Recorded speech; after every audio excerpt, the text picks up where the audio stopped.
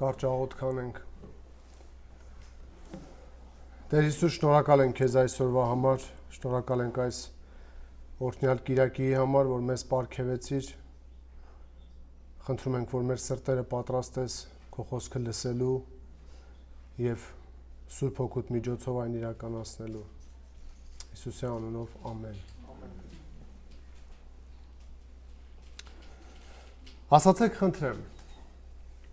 ինչն է պատճառը, որ մարդն ունի առաջնորդության կարիք։ Ինչն է պատճառը։ Կամ երևի ինչը։ Թուլությունը։ Այո, թուլությունը։ Խոցելի լինելը։ Շատ լավ։ Կարող ենք ասել իր չիմացությունը։ Չիմացությունը ստեղծում է հող առաջնորդության համար։ Եթե դու մի բան գիտես, իմաստ չկա քեզ առաջնորդելու այդ ուղղությամբ։ Մենք Սուրբ գրքում տեսնում ենք, որ մեր հոգևոր լավագույն վիճակի մեջ նույնիսկ մենք միշտ կախված ենք Աստծուց։ Մենք միշտ կարիք ունենք, որ Աստված մեզ առաջնորդի։ Եվ նա ունի իր մեթոդները, սկզբունքները, կերպերը իր ժողովրդին առաջնորդելու։ Այդ կերպերը որոշում է ինքը, եւ այն կա Սուրբ գրքում։ Եվ մեզնից պահանջվում է իմանալ, որ կարողանանք ճիշտ ընկալել Աստծո առաջնորդության կերպերը։ Գործք առաքելոց 1:8, ինչպես պատկերին եք նայում, տեսնում եք, գրված է, որ առաքյալները պետք է զորություն ստանային եւ Հիսուսի վկաները լինեին աշխարհի 4 անկյուններում։ Բայց հարց է առաջանում ուր գնալ, ինչպես ընտրել ուղղություն։ Եվ այդ ժամանակ մարդու տրամաբանությունը օգնության է հասնում իրեն, բայց դա վերջնական լուծում չէ, որովհետև մեր միտքը չունի ողջ ինֆորմացիան Աստծո ծրագրի այն մանրամասների մասին, թե սկզբից որտեղ է պետք քարոզել, հետո որտեղ է պետք քարոզել։ Ճիշտ է, մենք մտածում ենք, որ միշտ առիթ է քարոզելու, կհիշենք Պողոսի խոսքերն էլ, պատե անպատե առիթներին քարոզի, այո, բայց մենք խոսում ենք Աստծո ծրագրի այն մասի վերաբերյալ, որ նա ունի իր գաղտնի ծրագրի մեջ հերթականություն, թե ավետարանը սկզբից ուր պետք է գնա, որից հետո ուր պետք է գնա եւ որտեղ պետք է ավարտվի։ Եվ այդ ճանապարհին իր ժողովուրդը առաջնորդության կարիք ունի, կողմնորոշվելու համար որ ուղղությամբ գնալ։ Հատվածը գիտեք, որ մենք հասել ենք 16-րդ գլուխ, հենց 6-րդ համարին, որտեղ որ նրանք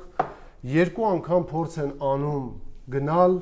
իրենց կամեցած ուղղությամբ եւ արգելվում են Սուրբ Հոգուց։ Եվ այնուհետև Տերը նրանց նշան է տալիս, ցույց է տալիս, թե որ ուղղությամբ պետք է գնան, եւ նրանք շարունակում են իրենց ընթացքը։ Ես վերնագրել եմ հատվածն այսպես Սուրբ Հոգու առաջնորդության ուղիները եւ կարդալու ենք Գործք առաքելոց 16-րդ գլուխ 6-ից 10-րդ համարներ։ Եկեք ընթերցենք հատվածը, որից հետո տեքստի բաժանմանը կնայենք։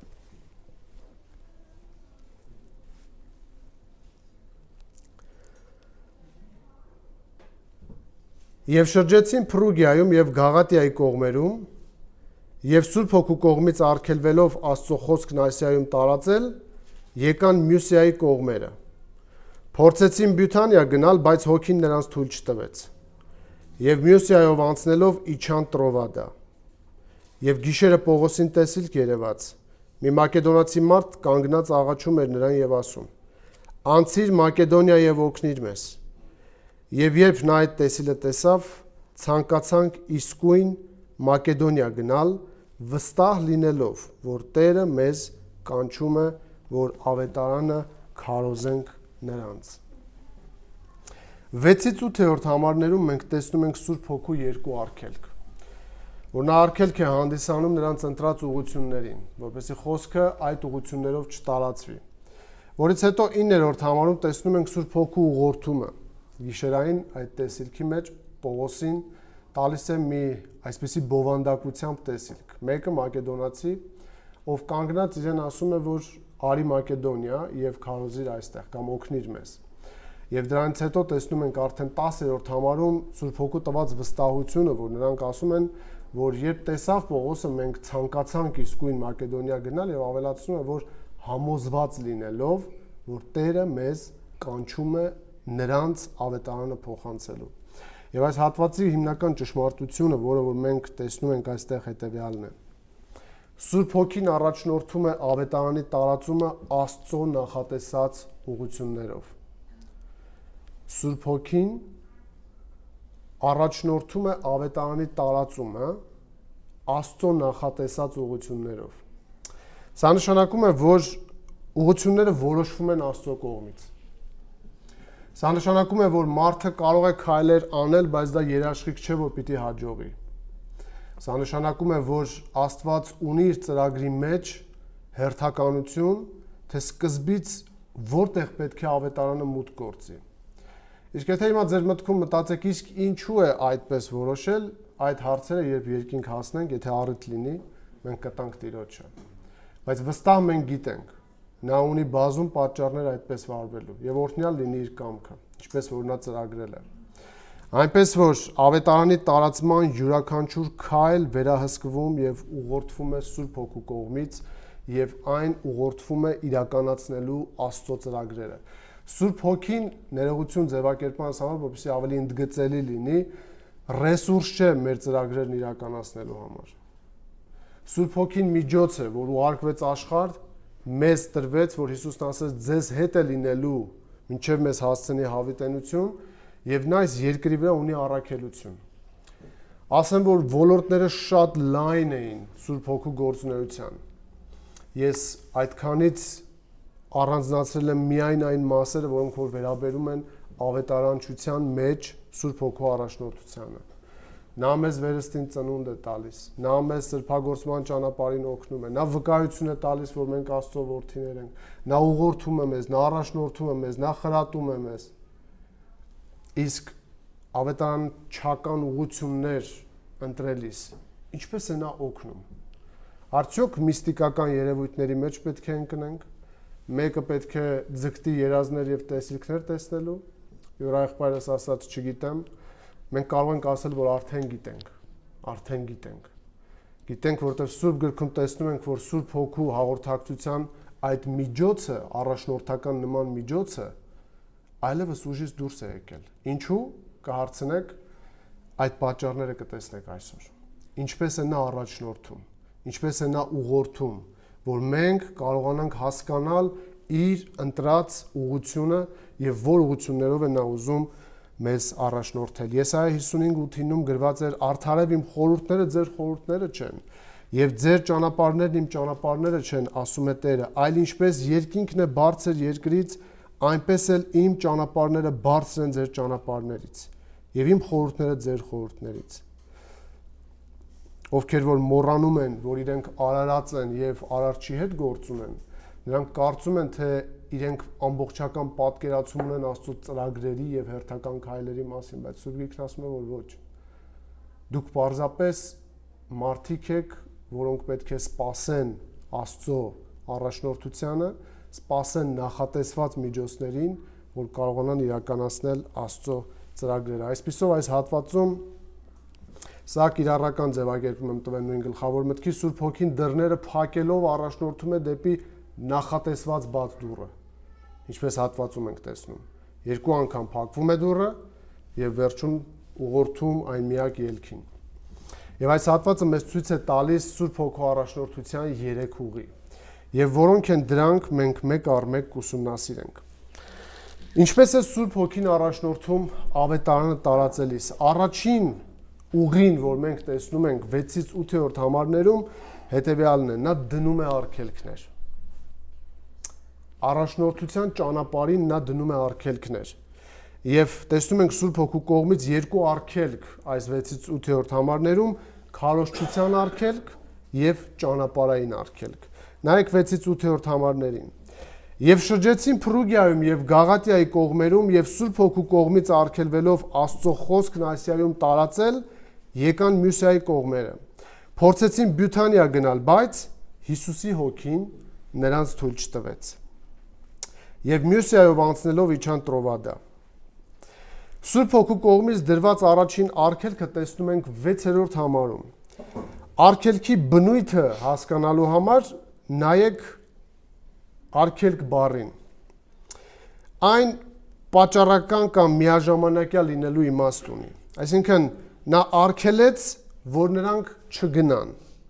Այս դեպքում արգելելու գործողությունը պատճառ է դառնում նրանց առաջ շարժվելու։ Սուրբ Հոգու կողմից արգելվելով Աստծո խոսքը Ասիայում տարածել գրված է։ Երկրորդ արգելքը կարող է լինել միաժամանակյա, նրանք խոսում էին եւ միաժամանակ ինչ որ մեկը խանգարում էր։ Չի ասում այստեղ Ղուկասը, թե կոնկրետ ինչ կերպով եղավ, բայց խոսքի քարոզչության առաջ գնալու համար այդ տարածքում եղան արգելքներ։ Եկեղեցիներն ամրապնդելուց հետո 1-ից 5-րդ համարներում մենք տեսանք անցած անգամ Պողոսն ու Շիղան, երբ եկան Դերբե, Լյուստրա, այնտեղ իրենց միսիոներական խմբին ավելացավ կհիշեք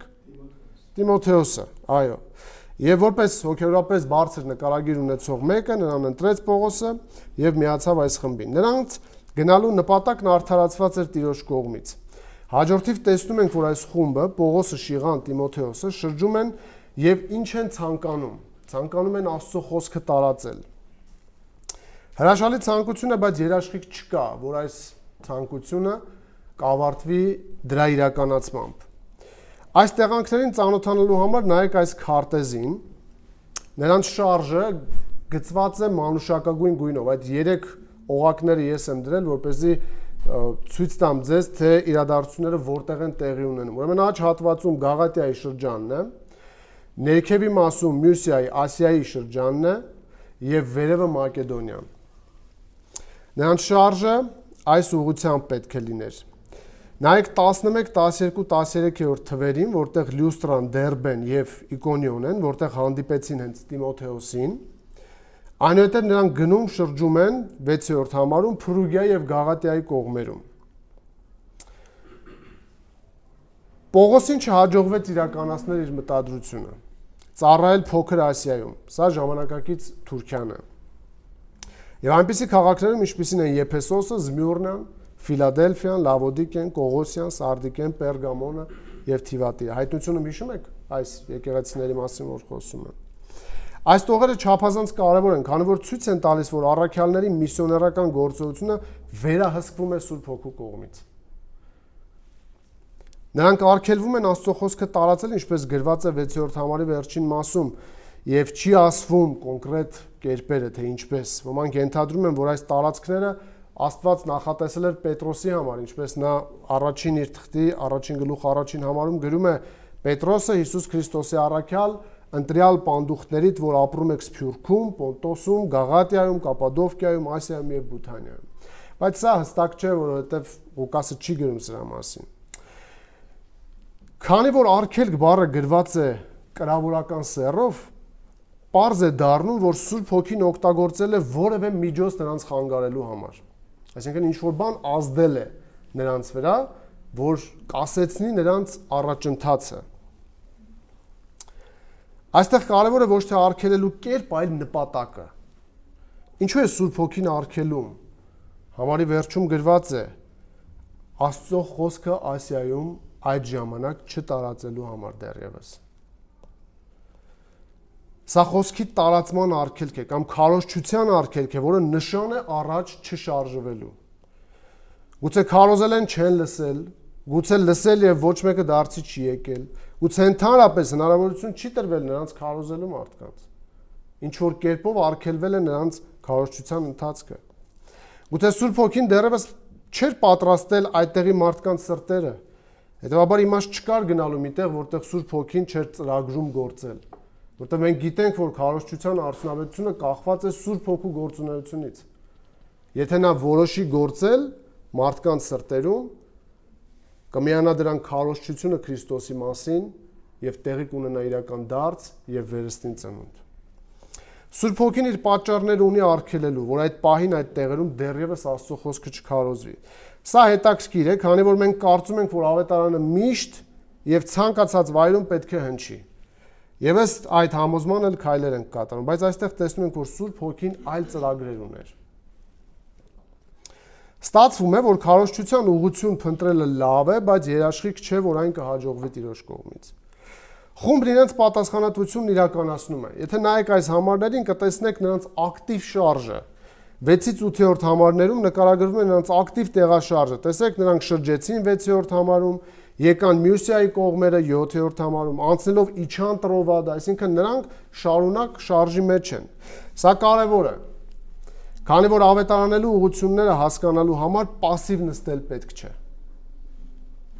Այլ պետք է քայլել, գնալ առաջ եւ միևնույն ժամանակ բաց լինել արգելքների համար։ Դրա համար մարդու դեմքի արտահայտությունից չպետք է որոշել իրեն արժի քարոզել թե ոչ։ Պետք է քայլեր ձեռնարկել, Տերը եթե կհաջողի, ուրեմն պետք է քարոզել։ Իսկ եթե ոչ, ուրեմն Սուրբ Հոգին այլ ծրագրեր ունի։ Կարևոր սահմանում մեր պատասխանատվությունն է ակտիվ փնտրել առիթներ, իսկ Սուրբ Հոգու գործն է միջամտելով ուղղորդել դեպի Աստծո նախատեսած վայրը։ Տեսնում եք այս միաժամանակյա գործը, ակտիվ շրջում են, Սուրբ Հոգին արգելում է։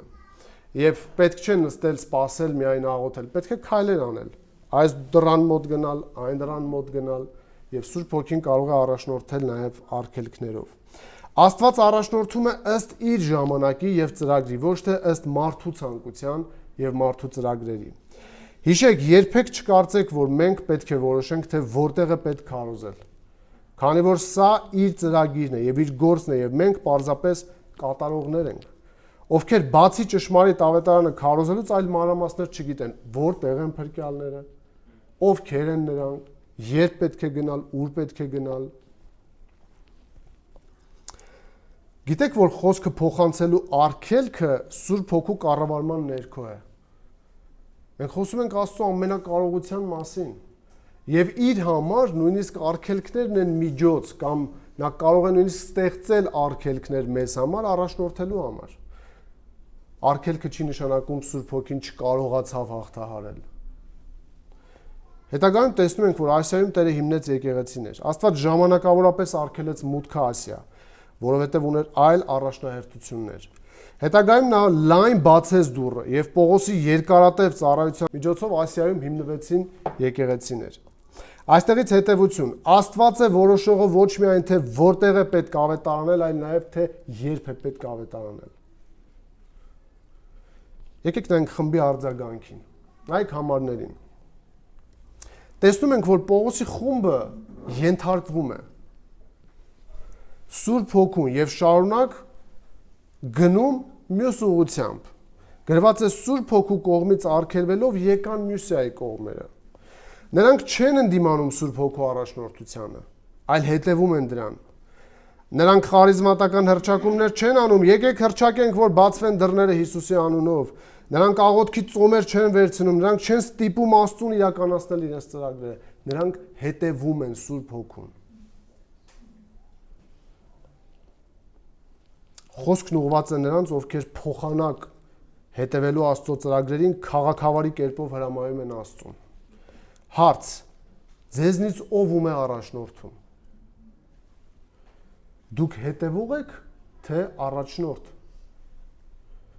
Պետք է տեղերը չշփոթել եւ մնալ հետևողի խոնար դիրքերում։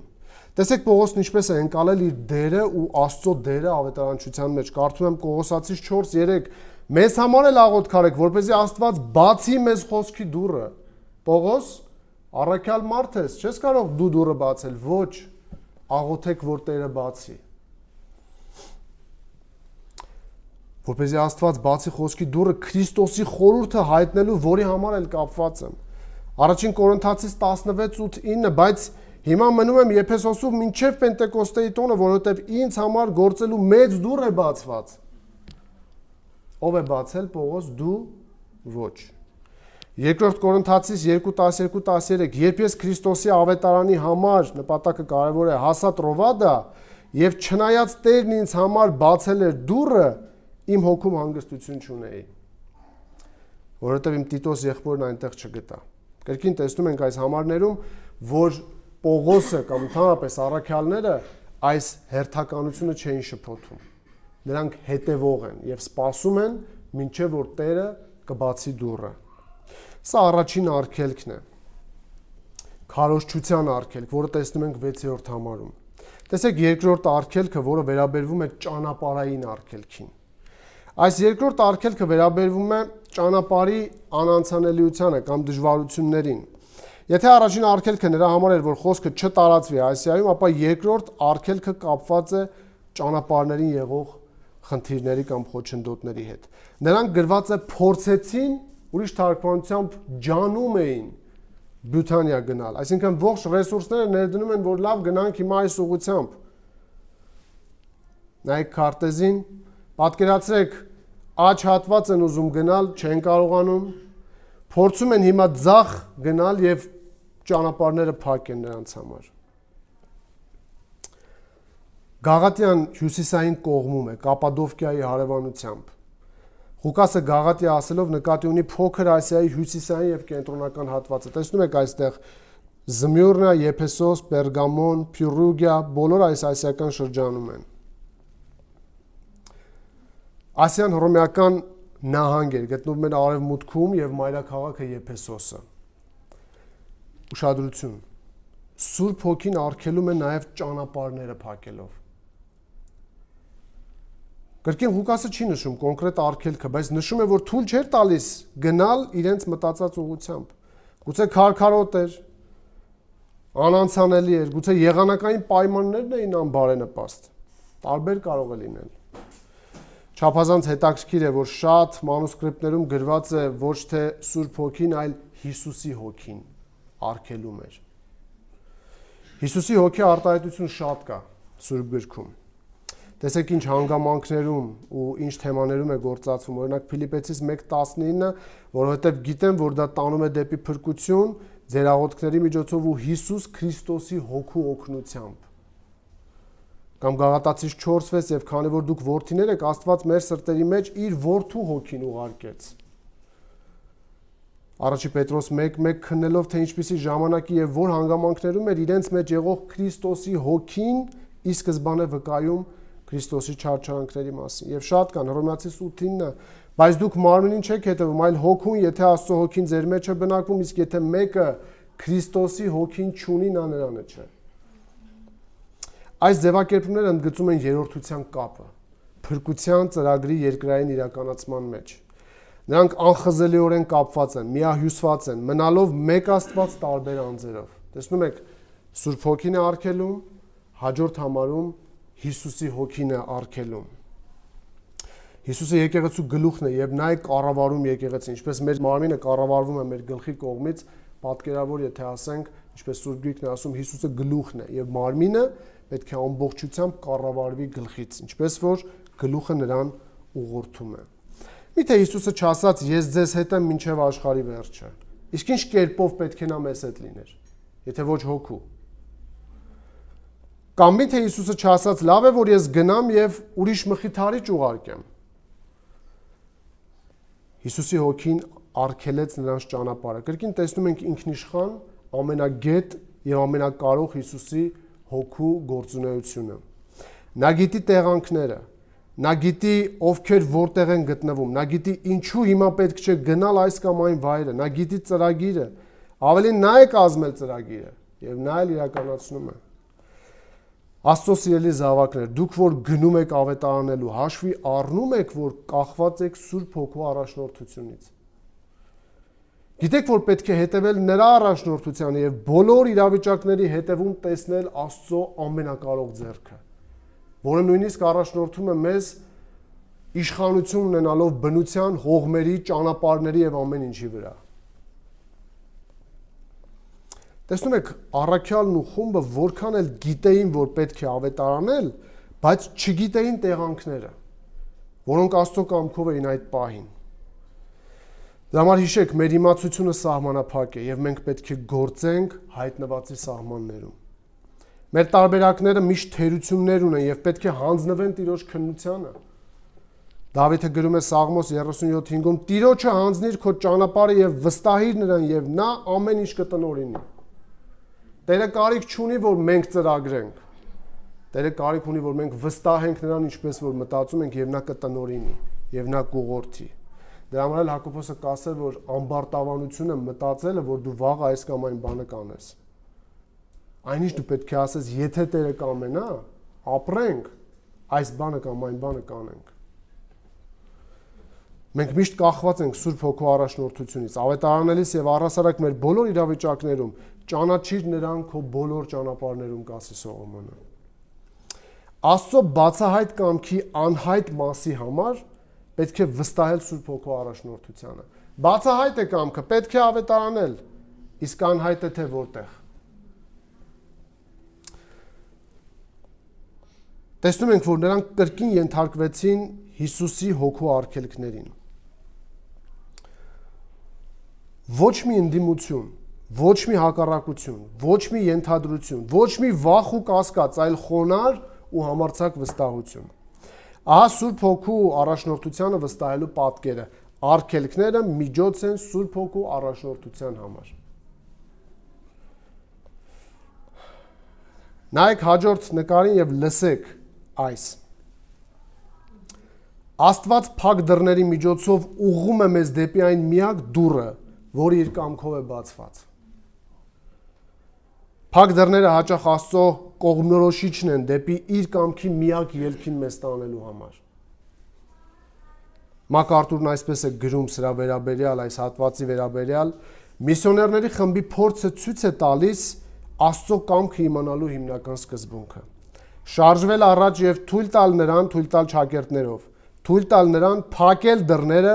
մինչև ճիշտ հնարավորությունը կհասնի։ Շարժվիր առաջ եւ արգելքները նույնիսկ նկատիր Սուրբ Հոգու ամենակարող իշխանության տնօրինման եւ կառավարման միջոց։ Ճիշտ այսպես արեց միսիոներական խումբը։ Նրանք երկու անգամ առաջ շարժվելով ենթարկվեցին Սուրբ Հոգու առաջնորդությանը, արգելքներին եւ այս անգամ էլ նրանք 8-րդ համարում Մյուսիայով անցնելով եկան Տրովադա։ Մեկ անգամ եւս նայենք քարտեզին եւ պատկերացրեք ինչպես է Տերը փակելով առաջնորդում։ Որպեսզի պատկերավոր լիներ, նայեք աջ եւ ձախ հատվածը, նրանք գտնվում են այս մեջտեղի հատվածում եւ փորձ են անում գնալ աջ, հետո փորձ են անում գնալ ձախ, Աստված փակում է այդ երկուսը նպատակ ունենալով Մակեդոնիան, որ վերևում է։ Այսինքն այս դեպքում բացի առաջնորդությունից այլ կերպ պետք չէ ընկալել կատարվածը։ Աստված պարզապես արգելում է, որպեսզի ուղղորդի իր կամեցած ուղղությունը, որը Մակեդոնիան է։ Դրա համար հիշեք, սիրելիներ, Սուրբ Հոգին միշտ մեզ հետ է եւ նա առաջնորդում է մեզ առավել եւս ավետարանի տարածման գործում։ Ավետարանը տարածելիս նրա արգելքները մի նկատեք որպես մեղքի արդյունք, ձեզ լքելու ապացույց, այլ որպես միջոց առաջնորդելու իր կամքին։ Սա Սուրբ Հոգու առաջնորդության առաջին ուղին է այս հատվածում։ Նա առաջնորդում է խոչընդոտելով կամ դնում է արգելքներ, այսինքն արգելում է քարոզչությունը եւ արգելում է ճանապարհների միջոցով։ Երկրորդ ուղին, ինչպես է Սուրբ Հոգին առաջնորդում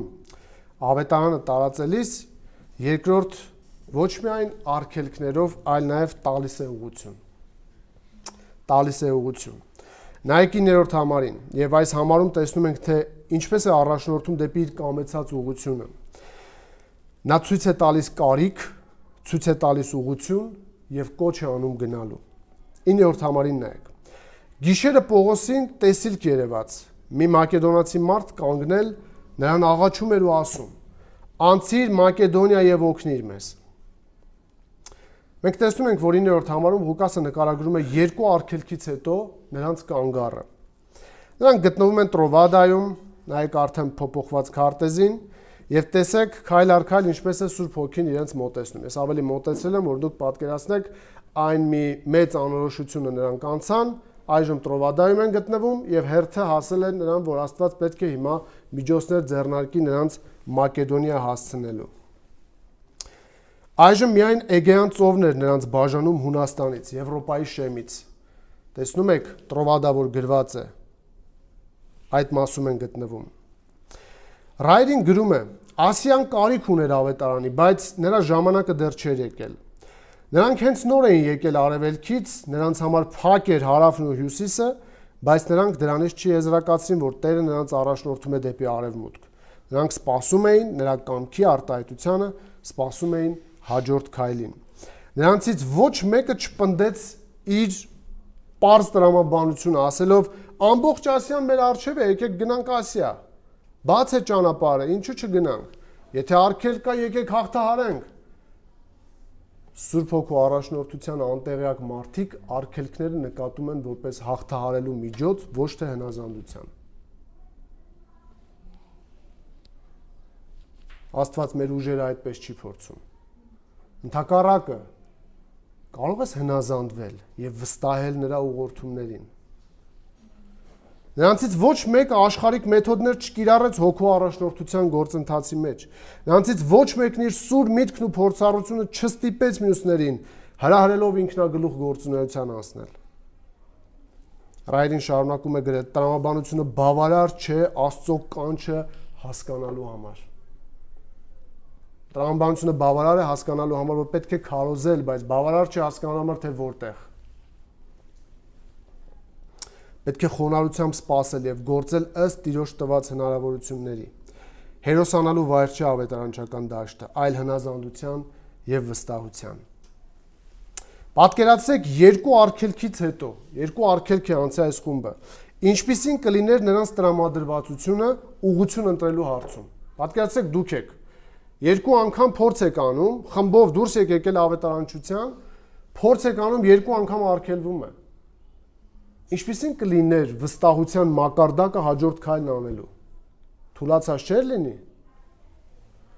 Բնականաբար նրանք կմտածեին, որ անհրաժեշտ է Տիրոջից որևէ կերպով ուղղություն, քանի որ նրանց ընտրած երկու ուղղություններն էլ Տիրոջ կամքով չէին եւ արգելվեցին։ Նրանց վստահությունը իրենց ուժերի կամ ծրագրերի նկատմամբ կթուլանար։ Ինչ անել։ Սպասում են նրանք եւ ահա գիշերը ինչը տեղի ունենում։ Մինչ տեսիլքի բովանդակությանը անցնել, ասեմ, որ սա Պողոսի ստացած 6 տեսիլքներից երկրորդն է։ Մեկը նա Դամասկոսի ճանապարհին ունեցավ, հիշում եք Հիսուսի հետ հանդիպման ժամանակ, երկրորդը 18-րդ գլխում, որ այսօր եղբայրը ընթերցեց, Տերը մի գիշեր Պողոսին տեսիլքի մեջ ասաց, որ մի վախեցիր, մտիր այդ քաղաք, որովհետև ես այդտեղ ունեմ փրկյալներ։ Երրորդը 22-րդ գլխում է, որ Պողոս առաքյալը գրում է, ես մտա ապշտակության մեջ ընկա եւ տեսա, որ ինձ ասում էր փութա, շտապ դուրս գնա Երուսաղեմից, որովհետեւ իմ մասին քո վկայությունը չեն ընդունելու, այնուհետեւ 23-րդ գլխում եւ 27-րդ գլխում 6 անգամ Պողոսը ունեցել է այս տեսիլքի փորձառությունը։ Տեսնում եք, բոլոր նշված այս դեպքերում, եթե մանրամասն դուք դրանք նայեք, Պողոսի տեսիլքները, կտեսնեք ինչպես է հոգին առաջնորդում եւ կոնկրետ իրավիճակներում ուղղություն է ցույց տալիս նրան եւ ցույց տալիս կարիքը մնալու կամ գնալու։ Այստեղ մեր կենտրոնացումը ոչ թե տեսիլքն է, այլ դրա նպատակը։ Տեսիլքը միշտ միջոց է եղել ժամանակի ընթացքում, որ Աստված օգտագործել է, ոչ թե նպատակ։ Այստեղ նրանց հստակ ուղղություն տալու համար տեսեք ինչ իմաստուն ձևով է գործում Սուրբ Հոգին։ Տեսիլքի բովանդակությանը նայեք։ Տեսիլքում նա ցույց է տալիս հստակ կարիք եւ հստակ ուղղություն։ Համարում ասում է, որ մի մակեդոնացի մարդ էր կանգնած, թե ինչպես է երևացել, որ մակեդոնացի է, ես չգիտեմ, գուցե արտաքին տեսքից, հագուստից, ինչ որ տարբերություններ է եղել, որ հասկացել է Պողոսը, որ նա մակեդոնացի է։ Ինչու է Ղուկասը հստակ նշում, որ տեսիլքում կանգնած մարդը մակեդոնացի է։ Խնդրում եմ ուշադիր լսեք։ Ավետարանի տարածման սահմանագծում կարևոր շրջադարձային կետ է սա։ Մակեդոնիան Եվրոպայի մաս էր, եւ Ղուկասի կողմից այս տեղանունի ընդգծումը ցույց է տալիս ավետարանի պատմության մեջ բեկումնային պահ, երբ ավետարանը դուրս է գալիս Ասիայից ու անցնում է Եվրոպա։ Այսինքն սա ոչ միայն աշխարհագրական, այլև տարածական ընդլայնման իմաստ ունի։ Ավետարանը հասել է Եվրոպայի շեմին, եւ հիմա Աստված որոշել է, որ պետք է շարունակվի ավետարանը այնտեղ քարոզվել։ Ղուկասը ուզում է ընթերցողին ցույց տալ, որ սա պարզապես մի մարդու հանդիպում չէր, այլ Աստծո կողմից տրվող ուղի դեպի Մակեդոնիա։ Երբ նշում է մակեդոնացի մարդ, դա հստակեցնում է, որ Աստված իր կամքը հայտնում է կոնկրետ տեղ ուղարկելով։ Տեսիլքում մարդը խոսում էր եւ ասում, նայեք համարին, արի Մակեդոնիա, արի այստեղ։ Այսինքն նա ինքն է ասում իր տարածաշրջանը։ Եթե նույնիսկ արտաքինը չհայտներ դա, խոսքն ինքնին բավարար է եզրակացնելու համար, թե ուր պետք է գնալ։ Ուղղությունը հստակ է։ Սուրբ Հոգին գործում է այնպես, որ երբեմն մեզ առաջնորդում է ոչ թե այն ուղղությամբ, որն առավել հասկանալի է մեզ, այլ այնտեղ, որտեղ մարդկանց կարիքը մեծ է, բայց իրենք չեն էլ գիտակցում դրա մասին։ Նայեք 9-րդ համարին։ Տեսիլքում կանչողը ասում է. «Արի Մակեդոնիա ու օգնիր մեզ»։ Այս կոչը պարունակում է խորագույն ճիչ, մեծ կարիք, խնդրանք ու աղերսանք, ոչ թե պարզապես մարդուն օգնելու, այլ մի ամբողջ ժողովրդի համար փրկության ավետարանը տանելու։ Ղուկասը որպես պատմող հատուկ ընդգծում է մակեդոնացի մարդ, որպեսզի ցույց տա, թե ինչպես է Աստված ինքը թողնում ասիական ուղղությունը եւ կենտրոնանում Մակեդոնիայի վրա կամ Եվրոպայի վրա։ Սա ավետարանի պատմության մեջ յուրահատուկ վկա է, պատմությունը ոչ թե անձը, այն բանի, որ Աստծո փրկությունը սահմանափակված չի աշխարհագրությամբ կամ մշակույթով, այլ գնում է այնտեղ, ուր նա որոշել է։ Հիշում եք, նա ասել է, որ բոլոր ազգերից ինքը ունի փրկյալներ։ Այս տեսիլքը նման է Հիսուսի այս խոսքերին. «Ուրիշ ոչխարներ էլ ունեմ, որոնք այս փարախից չեն։ Նրանց եւս պետք է առաջնորդեմ եւ իմ ձայնը կլսեն ու կդառնան մեկ հոտ եւ մեկ հովիվ»։ Սա հենց այդ պահն է, երբ Աստված կանչում է իր ոչխարներին Մակեդոնիայից եւ դրա միջոցով ամբողջ Եվրոպայից։ Այսօր էլ Տերը դեռ ունի մարդիկ, որոնց պետք է ավետարանը հասցնել։ Եթե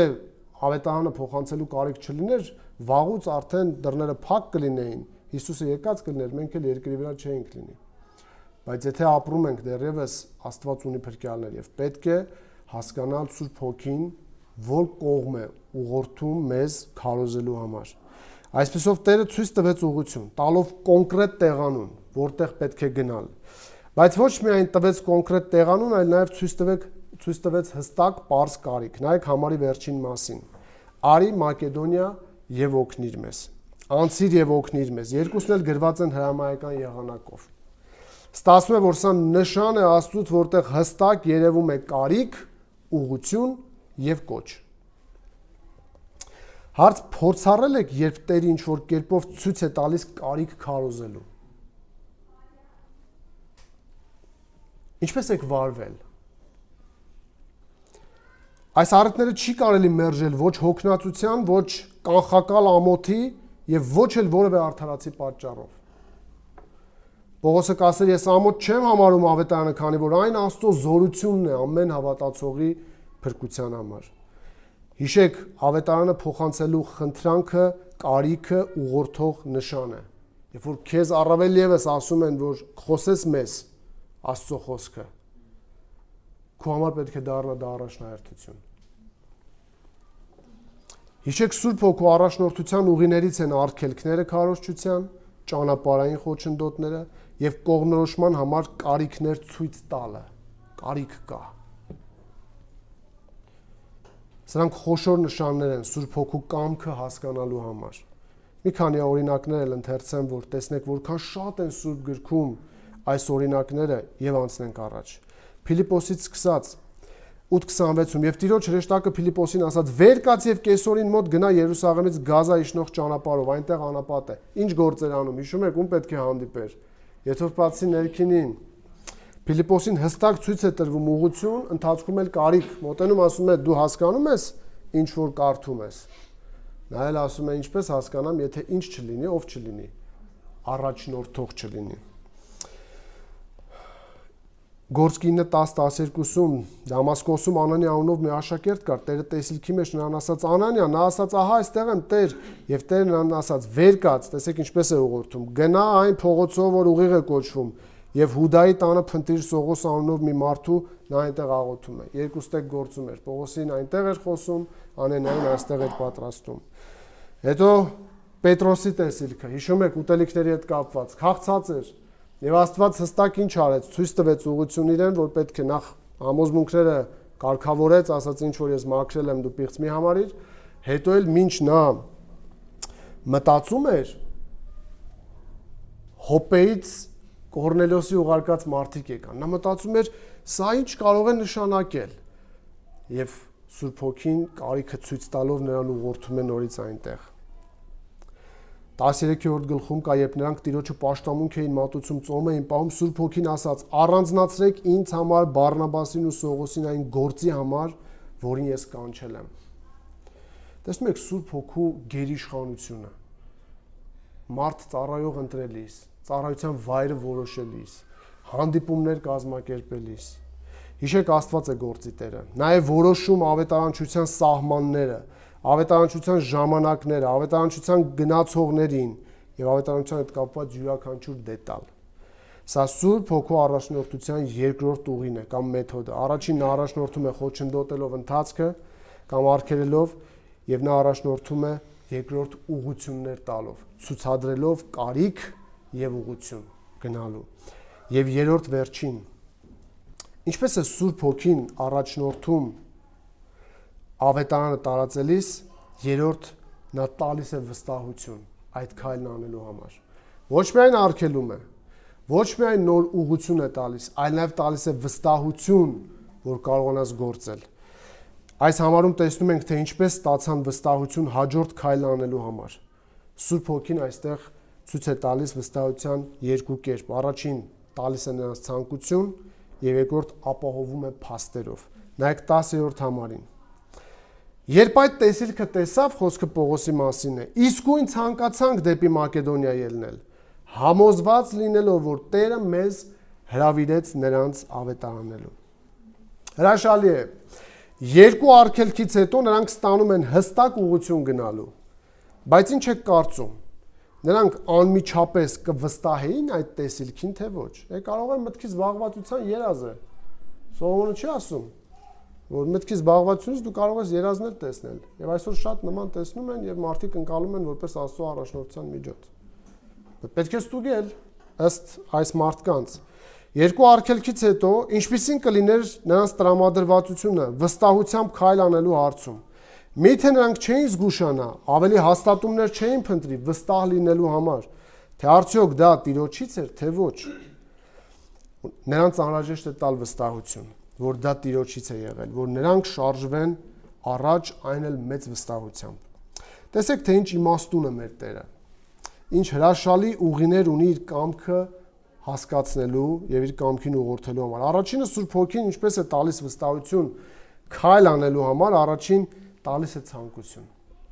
Ցանկություն տալով է դա։ Նայեք 10-րդ համարի առաջին մասին։ Երբ այդ տեսիլքը տեսավ, իսկույն ցանկացանք դեպի Մակեդոնիա գնալ։ Ղուկասը գրում է, որ երբ Պողոսը տեսիլքը տեսավ, նրանք անմիջապես ունեցան ցանկություն գնալու Մակեդոնիա այդ ուղղությամբ։ Մեզ համար զարմանալի չէ, որ Տերը գործում է մինչև իսկ մեր ցանկությունների մակարդակում։ Միթե չեք հիշում Ֆիլիպեցիս 2:12-13, ուրեմն իմ սիրելիներ, ինչպես ամեն ժամանակ հնազանդվեցիք, ոչ միայն իմ ներկայության ժամանակ, առավել ևս հիմա իմ բացակայության ժամանակ, ահով ու դողով գործեք ձեր անձերի փրկությունը, պատճառ լսեք, որովհետև Աստված է, որ ձեր մեջ ներգործում է կամենալն էլ, կատարելն էլ իր բարեհաճ ծրագրի համեմատ։ Պողոսը բացատրում է այդտեղ Ֆիլիպեցիներին, որ եթե դուք իմ ներկայությամբ սրբության ձգտումով եք ապրում, հիմա առավել ևս իմ բացակայությամբ այդպես ապրեք։ Դեք ինչու։ Որտեվ Աստված ինքն է ներկա ձեր կյանքում։ Նա ներգործում է ձեր մեջ, որ դուք կամենաք եւ տալիս է կարողություն, որ իրականացնեք։ Եվ Աստված տալիս է ցանկություն ուժ դա իրականացնելու համար։ Նրանց ցանկություններն ուղղված չեն այստեղ, աշխարհիկ ցանկություններ չեն, որ նրանք մոլորվեին ճանապարհին, չհասկանային Աստված իրենց ուր է ուղղորդում։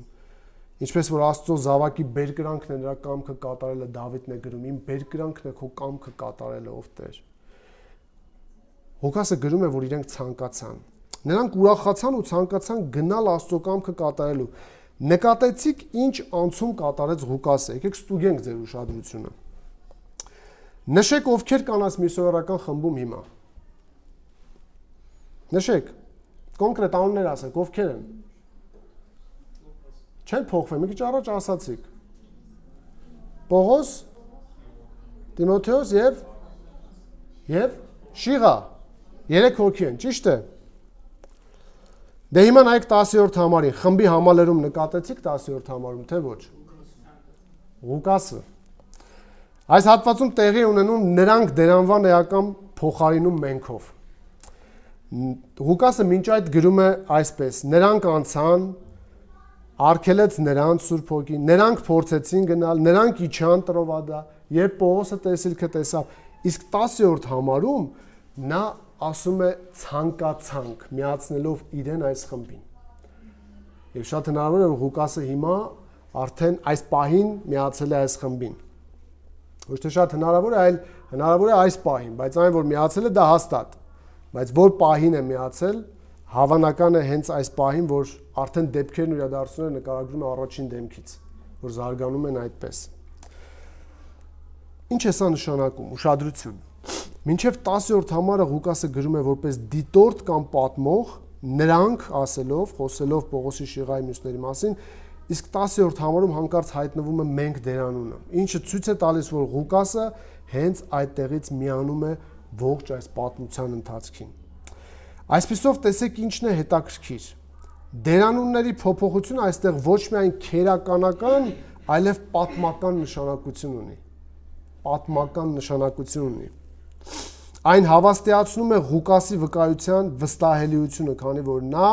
հենց այդ պահից ներկա է եղել այս ճամփորդության մեջ, որպես ականատես։ Ցանկացա բառի ուղիղ իմաստը փնտրել բառն է, որը կապված է ցանկության հետ։ Ղուկասն ասում է, որ այդ տեսիլքի մասին երբ իմացան, իսկույն փնտրել են առիթներ Մակեդոնիա գնալու։ Սա ընդգծում է խմբի համակարծիք լինելը, ներդաշնակ վիճակը եւ մինչեւ իսկ ցանկություն ունենալը, ցանկության մակարդակում նույնություն ունենալը։ Բայց գուցե մտածեք, որ նրանք շտապել են կամ գուցե երկու արգելքից հետո արժե շտապել վստահել տեսիլքին եւ այդ ցանկությունին, որ ունեն։ Գուցե լավ ցանկություն եք, բայց կարող է Աստված այդ ուղղությամբ չի ուղարկում։ Գուցե խաբուսիկ է այս ցանկությունը։ Պատասխանը գրված է համարում, որտեղ տեսնում ենք վստահություն ձեռք բերելու երկրորդ միջոցը։ Նայեք 10-րդ համարի երկրորդ մասին։ Երբ այդ տեսիլքը տեսավ, իսկույն ցանկացանք դեպի Մակեդոնիա ելնել համոզված լինելով, որ Տերը մեզ հրավիրեց նրանց ավետարանելու։ Ասում է համոզված լինելով, որտեղից ձեզ այս համոզվածությունը։ Բառը գրված է ներկա շարունակական ժամանակով, որը ցույց է տալիս նրանց շարունակական գործողությունը համոզման գալու ճանապարհին։ Ինչ էին անում։ Այդ ինչպես եկան համոզման։ Համոզված բառը հունարեն սումբիմբաձո բառն է, որը նշանակում է միավորել, միացնել, եզրակացության գալ, դատել, ապացուցել կամ համադրել կամ համապատասխանեցնել։ Այս դերբայը ցույց է տալիս, թե ինչ հիմքով նրանք այս որոշումը կայացրին։ Ինչ հիմքով համոզվեցին, ինչպես եկան եզրակացության։ Հարց, եթե այս բառը նշանակում է միավորել կամ եզրակացնել, ապա այս դեպքում ինչն են միավորել, ինչն են համադրել, ինչպես են եզրակացրել։ Ահա տեսեք թե ինչպես, ձեր ուշադրության լավագույն մասը այստեղ։ Նրանք տեսիլքի բովանդակությանը ծանոթանալուց հետո իրար են միացրել նախորդ իրադարձությունները եւ դրանք կապել այս տեսիլքի բովանդակության հետ։ Սա սքանչելի է։ Ստացվում է, որ Սուրբ Հոգին երբ առաջնորդում է, նա չի զրկում անձին մտածելու եւ վերլուծելու կարողությունից։ Նրանք ակտիվ մտածում էին այդ մասին, նրանք փնտրում էին Տիրոջ առաջնորդությունը եւ ահա օգնությունը հասնում է հետեւյալ կերպ։ Նրանք այս վերլուծության մեջ ինչեր են հաշվի առել, տեսեք, հաշվի են առնում նախորդ երկու արգելքները։ Նրանք հիշում են արգելքները, որ Ասիայում ունեցան եւ Հիսուսի Հոգին թույլ չտվեց։ Նրանք հիշում են, որ դրանց հաջորդել է Պողոսի տրված տեսիլքը։ Նրանք հաշվի են առնում, որ տեսիլքը տրվում է հենց Պողոսին, խմբի առաջնորդին։ Նրանք ծանոթանում են տեսիլքի բովանդակությանը, դրա մանրամասներին, դրա իմաստին։ Նրանք հաշվի են առնում իրենց առաքելության նպատակը, թե ով են, ուր են գնում, եւ ահա այսքան փաստ, որ մեզ է հայտնի, գումարելով, համադրելով, միացնելով իրար, վստահ են լինում, որ Տերը կանչում է իրենց ավետարանելու Մակեդոնիայում։ Ասացեք, խնդրեմ, Սուրբ Հոգու առաջնորդությունը միստիկ երևույթ է, թե ոչ։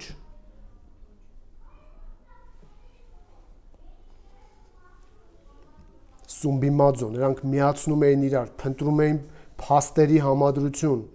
որ համոզվեն, սա Տիրոջից է թե ոչ։ Նույնիսկ այդ ժամանակ Տերը իրենց ուղիղ այսպես չի ասել։ ու նրանց այսօր են սպասում մարդիկ։ Տեսեք ինչ ճանապարհով են հասկացել Սուրբ Հոգու առաջնորդությունը։ Տեսեք վստահության համար էլի փաստեր կան համարում։ Նկատեք համարում, թե ինչ նպատակով է Տերը կանչում այնտեղ։ Ինչ է գրված։ Ավետարանելու։ Քեֆի չի կանչում, որ նրանք կասկածեն կարող է Տերն է թե ոչ, ոչ, այս նպատակը նրանք հետապնդում էին դեռևս 5 համար առաջ։ Եվ դրա համար էին ճամփա դուրս եկել։ Սա ամենամեծ վստահությունն է, քանի որ նրանց բոլոր վերլուծությունները կապված են եղել այս հարցի հետ, ավետարանելու հետ։ Նրանք իրավիճակները քննել են, ելնելով այս հարցից, կա հնարավորություն ավետարանելու թե ոչ։ Սա իրական առաջնահերթությունն է։ Կարևոր սահմանում։ Ապրեք ավետարանի համար եւ կտեսնեք Սուրբ Հոգու առաջնորդության գեղեցիկ եւ իմաստուն քայլերը գործնականում։ Իսկ երբ չկարողանաք զանազանել ձեր ցանկություններն ու ավետարանի շահերը, դժվար կլինի կողմնորոշվել, թե Սուրբ Հոգին ուր է ուղարկում։ Դա որ ապրեք ավետարանի շահերի համար։ Միշտ ձեր միտքն ու զգայարանները թող ուղված լինեն, նրան Տեր պատրաստ եմ։ Ում է պետք խոսել, ուր է պետք ուղարկել, իմ կյանքի առաջնահերթությունը սա պետք է լինի։ Եվս մեկ փաստ վստահության։ Համարում նրանք ուղարկվում են, թե կանչվում։ Տարբերությունը տեսնում եք սրանց միջև։ Պրոսկալեմոյ բառն է, որ գրված է պերֆեկտով, ինչը նշանակում պերֆեկտ ժամանակաձևը հունարենում։ Պերֆեկտ ժամանակաձևը հունարենում ցույց է տալիս անցյալում սկսած գործողություն, որի արդյունքները կամ հետևանքները մնում են ուժի մեջ ներկա պահին, շարունակվում են, մինչև հիմա։ Այսինքն նշանակում է, որ Աստված ոչ միայն տեսիլքով հրավիրեց այդ պահին, այլ Տերը կանչում էր դեռ վաղուց, եւ դա ուժի մեջ է հիմա։ Եվ նրանք հասկանում են, որ հիմա պետք է գնան, որովհետեւ Տերը նրանց կանչում է։ Նրանք վստահորեն համոզվեցին, որ Տերը արդեն կանչել է իրենց դրա համար։ Դրա համար էլ շտապում էին, վստահ լինելով գնալ այդ ուղղությամբ։ Այս հրավերի ուժն ու նպատակն այժմ էլ դեռ գործում է, մինչև այսօր։ Եվ վստահ լինելու ամենավերջին փաստը նայեք համարում։ Ով է կանչում նրանց։ Տերն է կանչում։ Միթե ցնցող չէ մեր Տիրոջ իմաստուն առաջնորդությունը։ Տեսնում եք, որ Սուրբ Հոգու առաջնորդությունը չի զրկում անձին վերլուծելուց, տրամաբանելուց, խոսքն իմանալուց, առաքելությունն իմանալուց, փաստերին ճիշտ արձագանքելուց։ Եվ ի վերջո Սուրբ Հոգին փոքր իմաստով համագործակցում է անձի հետ, ուշադիր, պահպանելով եւ ուղղորդելով նրա կամային եւ մտային կարողությունները իր նպատակներին հասնելու համար։ Միթե պատիվ չէ հոգու հետ քայլելու։ Ահա թե որտեղից է գալիս մեր սիրելի խմբի վստահությունը ու համոզվածությունը։ Նրանց բոլորին տրվել է ցանկություն եւ տրվել են խոշոր փաստեր գնալու համար։ Սա կույր հավատ չէ, սա ներշնչանք չէ, սա երազու տեսիլք չէ, կտրված իրականությունից եւ Աստծո խոսքից, սա կենթանի շփում ու կյանքի Աստծո հետ, որտեղ կան բազում իրադարձություններ, որոնք գործածելով Սուրբ Հոգին առաջնորդում է մեզ հստակ իր նախատեսած ուղղությունը հասնելու համար։ Հիշեք, Սուրբ Հոգու առաջնորդությունն անկախ չէ կյանքի պարագաներից։ Եվ հիշեք ամենակարևորը, կանչողը Տերն ինքն է։ Հարց կարողանում եք հասկանալ Սուրբ Հոգու առաջնորդությունը ձեր կյանքում, մասնավոր ձեր ավետարանչական կյանքում։ Կարողանում եք սումբիմաձո միացնել իրար ձեր կյանքի անցուդարձը, արգելքները, ուղղորդումները եւ հասկանալ, թե Տերն ուր է ուղղորդում ձեզ։ Սա ոչ մեդիտացիա է, ոչ էլ կանխագուշակում, այլ շփում ու կյանք Սուրբ Հոգու հետ, ով կառավարում է, ով իշխանություն ունի մեր կյանքի անցուդարձի եւ բոլոր իրավիճակների վրա։ Տերը վստահեցրեց տալով նրանց ցանկություն, տալով նրանց փաստեր։ Տվեց փաստեր այն մասին, թե ուր պետք է գնան, ինչու պետք է գնան եւ թե ով է կանչում իրենց։ Սա լիարժեք հիմք է ստեղծում վազելով գնալու այդ ուղղությամբ։ Դրա համար ասում եմ, որ մենք շտապեցինք իսկույն գնալ, համոզված լինելով, որ Տերն է մեզ կանչում։ Ահա թե ինչպես է Սուրբ Հոգին առաջնորդում, ավետարանը տարածելիս, նա տալիս է արգելքներ, նա տալիս է ուղղություն եւ նա տալիս է վստահություն։ Գործնական մի քանի քայլ եւ ավարտենք։ Հիշեք, Սուրբ Հոգին առաջնորդում է նաեւ արգելքներով։ Հիշեք, որ Սուրբ Հոգին է կառավարում եւ ուղղորդում ավետարանի տարածումը եւ դրա ուղղությունները։ Նա ունենալով հեռահար նպատակներ մեր կյանքն ուղղորդում է այնպես, որ իր ամենագիտությամբ հասցնի իր ուզած կետին։ Մեր լիարժեք չիմացությունն է պատճառը, որ նրա արգելքներին սխալ ենք արձագանքում։ Հիշեք, նրա արգելքները առաջնորդող միջոցներ են։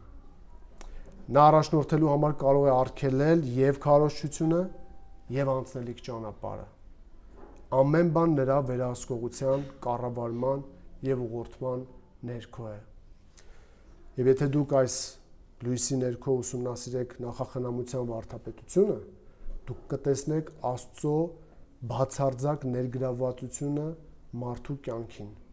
ընդհանրապես դեզերքի պահպանման գործին, ինչպես է նա վերահսկում մեր կյանքը։ Պողոսն ասում է գործքում մենք նրանով կանք, ապրում ենք եւ շնչում ենք։ Երկրորդ, հիշեք, Սուրբ Հոգին տալիս է նաեւ գնալու ուղղություն, եւ հենց նա պետք է տա գնալու ուղղություն, այսպես շեշտենք։ Հիշեք, որ Սուրբ Հոգու արգելքներին անպայման հաջորդելու է ուղղություն, բայց դրա ժամանակն էլ է ինքը որոշելու։ Մենք պետք է սովորենք սպասել արգելքներից հետո, մինչև Տերը կբացի այն դուռը, որը ցանկանում է։ Հիշեք, փակ դռները չեն խոսում Աստծուց մերժված լինելու մասին, այլ միջոց են նրա ուզած ելքին հասնելու համար։ Թե որտեղ է պետք ավետարանել, նա անպայման ցույց կտա, ճանապարհին ցույց տալով կարիք եւ ուղղություն։ Ուշադիր եղեք, որ չանտեսեք Տիրոջ ուղարկած կարիքները ավետարանի տարածման համար։ Նվիրաբերեք ձեր հանգիստն ու ամեն բան հանուն ավետարանի տարածման։ Հիշեք, որ Տերը աչառու չէ, եւ ավետարանը լսելու է ամբողջ աշխարհը, եւ ձեր տան սահմաններից, ձեր երկրի սահմաններից այն պետք է անցնի ու գնա։ Ուրախացեք դրա համար եւ գիտակցորեն նվիրվեք այդ հավիտենական արժեք ունեցող ծառայությանը։ Եվ վերջին, հիշեք, Սուրբ Հոգին տալիս է նաեւ վստահություն գործելու։ Երբ Տերը ցույց տա կարիքներ, որտեղ պետք է ավետարանել, չշտապեք, ստուգեք եւ համոզվեք, Տիրոջից է այն, թե ոչ։ Ստուգեք բաժնեկցելով դրա մասին քույր եղբայրների հետ։ Պատմեք, թե Տերն ինչ դուռ է բացել ավետարանի համար։ Եվ եթե Տիրոջից է, նա կտա ցանկություն եւս այդ ուղղությամբ գնալու։ Ամենալավ օրինակը, որ դուք եք անցել, բոլորս ենք անցել, եւ Հովնան եղբայրը եկավ եւ պատմեց հարթագյուղում, թե Տերը ինչ դուռ էր բացել, բոլորիս սրտերը միավորվեցին։ Մեր բոլոր կարողությունները ներդրեցինք եւ ուղղեցինք այդ ուղղությամբ։ Եվ հիմա սկսում է շինարարությունը այնտեղի եկեղեցաշենքի։ Ստուգեք նայելով ոչ միայն ցանկությանը, այլ նաեւ Տիրոջ տված փաստերին։ Կապեք իրար Տիրոջ առաջնորդած իրադարձությունները։ Նայեք ձեր կանչվածության, նայեք ձեր պատրաստվածությանը, նայեք հնարավորություններին եւ իրական կարիքներին ավետարանը տարածելու։ Եվ այդ բոլորն անելուց հետո կհամոզվեք, արդյոք Տերն է ձեզ կանչում, թե ձեր ցանկություններն են։ Ուրախությամբ ուղևորվեք այն ուղղություններով, որոնցով կանչում է Տերը, քանի որ ինքը ձեզնից առաջ այնտեղ է։ Նա է ձեզ կանչում եւ ոչ թե միայն ուղարկում։ Տերը թող այնքան ամրապնդի մեր համոզմունքները, որ միստիկական աշխարհից վերադառնանք իրականություն։ Իրականությունն այս է։ Եվ Սուրբ Հոգին իր մեթոդները չի փոխել։ Առաքյալների հետ էլ էր այսպես վարվում եւ իր բոլոր զավակների հետ վարվում է այսպես։ Բոլոր ավետարանչական բոլոր մեթոդները պետք է ստուգվեն այս լույսի ներքո։ Եթե չի համապատասխանում Սուրբ Հոգու առաջնորդությանը, մերժեք դրանք, որտեղ Սուրբ Հոգին անփոփոխ է եւ այս դեպքում նրա սկզբունքները համընդհանուր են եւ հավիտենական։ Տերը թող օգնի մեզ այս դժվար ճանապարհին, բայց օրհնյալ ծառայության մեջ, որ կարողանանք իր Սուրբ Հոգու օգնությամբ կողմնորոշվել եւ առօրյայում ուր գնանք, ում քարոզենք, ինչպես մեր ժամանակը տնօրինենք եւ խմբային համայնքային առումով։ Եկեք կանգնենք եւ աղոթենք։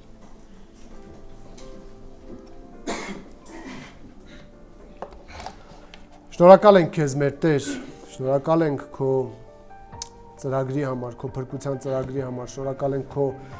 իշխանության ու գերիշխանության համար, շնորհակալ ենք, որ դու մեկնեսով ամեն բան ծրագրել եւ իրականացնում ես։ Շնորհակալ ենք, որ քո Սուրբ Հոգին մեզ տվել ես որպես գրավական, որ մեզ հետ է մեր կյանքում է եւ մեզ առաջնորդում է։ Աղոթում եմ, ինչպես որ լսեցինք քո խոսքը, օգնես, որ այնքան քո գերիշխանությանը վստահենք, որ արգելքները նկատենք որպես առաջնորդության միջոց։ Հասկանանք, որ որտեղ ես դու ուզում, որ մենք քարոզենք քո խոսքը։ Օգնիր, որ ես ու քույրերս ու եղբայրներս միշտ պատրաստ լինենք ավետարանի համար։ Օգնիր, որ մենք կարողանանք տարբերել սուտը ճշմարտությունից, քո խոսքի լավ գիտության եւ իմացության միջոցով։ Աղոթում եմ իմ եւ յուրաքանչյուր քրոջս ու եղբորս համար, նրանց անհատական ավետարանչական կյանքի համար, որ նրանք շարունակ իրենց աշխատանքի ու զբաղվածության մեջ մտքները արթուն պահեն եւ փնտրեն առիթներ, ում եւ երբ կարելի է ավետարանել։ Թող քո Սուրբ Հոգին շարունակի մեր միջոցով էլ գործել եւ Հիսուսի մասին քարոզչությունը արդյունավետ դարձնել, տալով մարդկանց իրական դարձ, իրական ապաշխարություն։ Եվ քո փրկյալների թիվը, քո իրական փրկյալների թիվը թող օրեցօր ավելանա։ Մեզ խաղաղությանդ մեջ պահիր, մեզ պահիր, պահպանիր եւ առաջնորդիր։ Այս ամենը աղոթում ենք ու խնդրում մեր Տեր ու Փրկիչ Հիսուս Քրիստոսի անունով, որ փառավորվի Հայրը, Որդին եւ Սուրբ Հոգին, հիմա եւ միշտ եւ հավիտյանս։ Ամեն։